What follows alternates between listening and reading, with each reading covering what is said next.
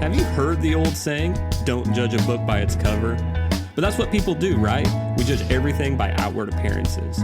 In my experience, a great album cover can make or break the decision on whether I buy an album. So go on a journey with me as we look at some great album cover designs and talk about why I believe that you need a personal designer for your album artwork. This is Judged by the Cover. Guess who's back again? Welcome back to the Judged by the Cover podcast. After what seems like an eternity, I am back to bring you examples of great album cover design and some fun behind-the-scenes knowledge that I find along the way. I will also be continuing our near-miss segment at the end of the show to discuss some unfortunate cover art design as well. You will notice that there is a slight format change. There will be no video at this time, and to be quite transparent with you guys, it was very time-consuming, and the stress added didn't let me fully focus on bringing you quality content. You will still be able to get this in audio format on all your favorite podcast platforms, and the digital content will be on my website under the Notes tab, jwcreates.com/notes. I will also make sure to tag the link to the digital content in the show notes as well. As always, make sure to hit the like and subscribe buttons, and if you love the show, please leave me a review, especially if you're listening on Apple Podcasts or Spotify. So today, I'm focusing on a band that is credited with putting band logos on the map. That's right. Taking a page out of the business world, this band found a way to bring the same kind of thinking into the music industry and establish their identity around a really neat logo. This logo served as the band's chief visual icon from their second album onward, as it was one of the main subjects of every subsequent album cover, except the 15th album. The series of album covers in their catalog has been recognized as works of art in their own right, and was described by Paul Nini of the American Institute of Graphic Art as a real landmark in record cover design. If you can't guess from those clues, that's okay. The band that we are talking about today is Chicago. Between the band and their designers, John Berg and Nick Fasciano, they have put on a masterclass on how you can take a great logo and make multiple album covers out of it. On today's episode, we're not focusing on just one cover, but I will show you how they cleverly work this logo into almost all of their album covers. The band Chicago actually started out in 1968 as the Chicago Transit Authority, and a year later in 1969, they shortened the name to just Chicago. The band, in one form or another, is still together today, performing shows, and at this point, they have released 38 albums. Man, that's a ton of music. I didn't really dive deep into the band or its history too far because what I really want to talk about is this logo. The Chicago logo was designed by John Berg, who at the time had a very successful career as the art director of Columbia/CBS Records. He was responsible for designing more than 5,000 album covers during his tenure. He was recognized with 4 Grammy Awards and 29 Grammy nominations, as well as design awards from the AIGA, the Professional Association for Design, the Art Directors Club, and the Society of Illustrators. There was also an exhibit called John Berg Album Covers from 61 to 85 that was at the Guild Hall in East Hampton in 2012. That's pretty cool. The logo was brought to life by the graphic artist Nick Fasciano. Berg said that the logo was fashioned from a sketch, with the original inspiration coming from the Coca-Cola logo and the attitude of the city the band was named after, Chicago. The desire for creating a logo was to visually transcend the individual identities of the band members and reinforce that it was about the group as a whole. If you haven't seen the Chicago logo, all you have to do is thank Coca-Cola, with its rounded, swoopy letters, only it's spelling out Chicago.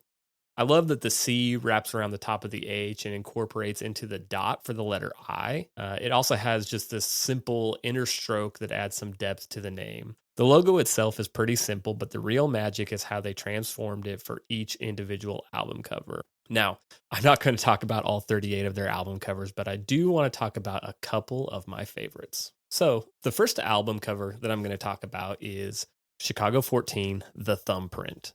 So the thumbprint, as I'm going to call it, is easily one of my favorite uses of the Chicago logo. It's simply a white background with a black thumbprint, and the Chicago logo is embedded into it. To me, this is one of those instances of designer envy, and that I wish I would have been the one to have thought of this first. It's so simple and subtle, but very powerful. As I stated earlier, their identity is of a band as a whole, And to me, the album cover just reinforces that idea. John Berg was nominated for a Grammy Award for this album cover, and it's currently in the permanent collection at the Museum of Modern Art in New York City. Unfortunately, this album was a flop and was one of the reasons why Chicago got dropped from Columbia Records. At least the album cover design is pretty awesome. Also, one small detail you may not notice is that these albums, they don't have names. They go by the number of order in which they came out or by the imagery. Next is the high-rise building, Chicago 13. The logo is merged with the Marina City apartment buildings. The Marina City buildings were a pretty ambitious project, and it was technically two buildings, and they have a lot of architectural detail to them, and was a really cool project because it was also supposed to be like a city like within the buildings. So go check that out. That's the Marina City apartment buildings. It's a top-down view of the building at night, so you can see the lights from the cars driving past, as well as light from the other buildings. The coloring of this image is very monochromatic. It's gray tones with this gold color on the logo, also kind of incorporated into the lights as well. I tried to get a little bit more detail on how the artist created this cover, but honestly, there's just not a lot out there. When you mix the detail, the logo merged in with the buildings and this awesome monochromatic color scheme, it's a really exciting piece. Living in the age of Photoshop and digital creation tools, I'm still in awe of this design. How were they able to create this in 1979 just blows my mind and shows the creative talent of John Berg and Nick Fasciano. In my opinion, this was the most creative use of the logo in their album cover designs. Last, we've got Chicago 10, the candy bar. Chicago 10, to me, is the first really creative use of the logo. Before this album cover, there were some cool covers that had some intricate details, but I wouldn't call any of them exceptionally creative. With Chicago 10, they integrated the logo into a chocolate bar with the wrapper being torn back. I think it intentionally looks like a Hershey's bar package from this time period, so there would be a sense of familiarity in the public's eye. This is also a visual way of reinforcing the idea that they are as well known or as common as America's favorite chocolate bar, and just as enjoyable to consume. The cover design was so successful, it won John Berg a Grammy for Best Album Package. There are 34 other examples on how they took this rather simple logo and turned it into different album covers, so you should go check out the rest of the albums using the link below. Now, take a minute and imagine the experience this created for the fans of the band. Most of these albums came out during the heyday of record albums and packaging, so when the band announced a new record was coming out, I'm sure there was some excitement around what would it look like. I can only imagine that on launch day, fans rushed out to their nearest record store to see the new cover. Also, this probably led to people keeping and collecting the albums as they came out. I'm sure this was a lot of fun for the designers too, having to come up with new and interesting ways to transform the logo, to tell something about the band or the songs or the overall theme of the album. These are the kinds of things that make me excited about creating album covers and visual identity pieces for bands and artists, because there's truly no one right way to do it. So if you are a band or an artist listening today, what I think you should take away from the Chicago logo is how important it is to establish your brand.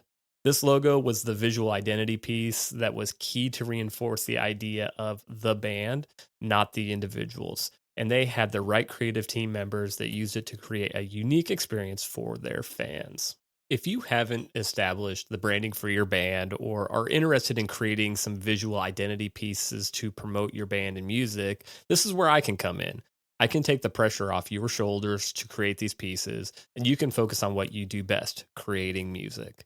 Let me help you be seen, get your music heard, and let's create unique experiences for your fans to experience you and your music.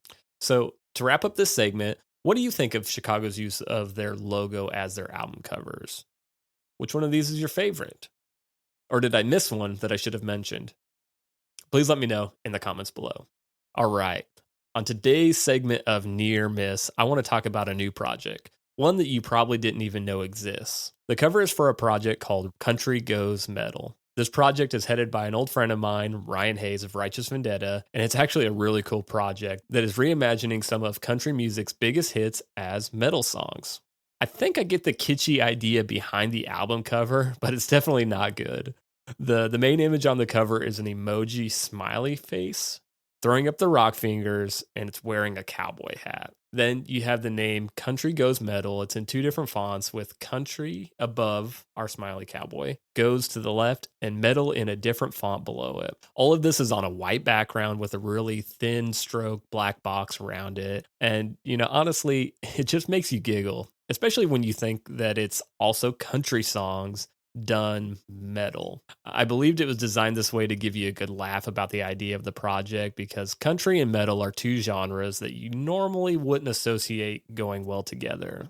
Ryan, if you happen to be listening to this, I'm sorry, but please hit me up. I have some ideas on how to make this thing look as awesome as the music is. I do, however, highly recommend that you forgive the cover choice and go check out the project. So far, they have released 2 singles with an 8-song EP coming out March of this year. If you love country music, if you love metal music, or if you just love unusual mashups like me, you have to go check this out. Guys, that's it for this episode of the Judge by the Cover podcast. If you have any suggestions for album covers, both good or bad, leave me a suggestion in the comments below or reach out to me at info@jwcrates.com. Thanks again for checking out this podcast, and I promise we'll do this again very soon.